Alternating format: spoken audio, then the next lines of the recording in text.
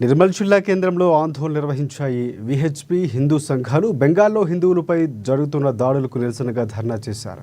పశ్చిమ బెంగాల్ సీఎం మమతా బెనర్జీ దిష్టిబొమ్మను దగ్ధం చేశారు. తర్వాత కలెక్టర్ ఆఫీసులో వినతిపత్రం అందజేశారు. హిందువులపై దాడులు అరికట్టాలని వారు డిమాండ్ చేశారు.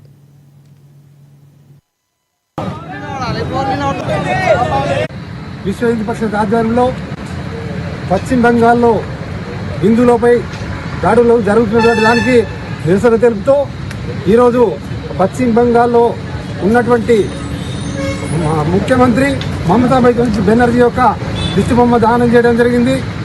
ముఖ్య విషయం ఏంటంటే ప్రతి చోట హిందువులపై దాడులు జరుగుతున్నాయి.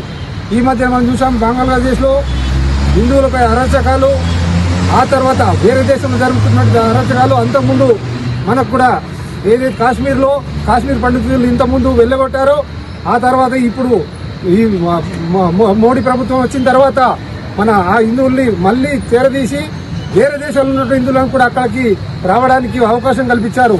కానీ మన దేశంలో ఉన్నటువంటి పశ్చిమ బెంగాల్లో ఈరోజు మన రాష్ట్రం మన చేతుల్లో లేని విధంగా అక్కడ రాష్ట్ర ముఖ్యమంత్రి ప్రభుత్వం ఎదుటి శక్తులకు కొమ్ముగాస్తూ హిందువులందరినీ పారగొట్టే విధంగా అక్కడ హిందువులపై దాడులు చేస్తున్నారు.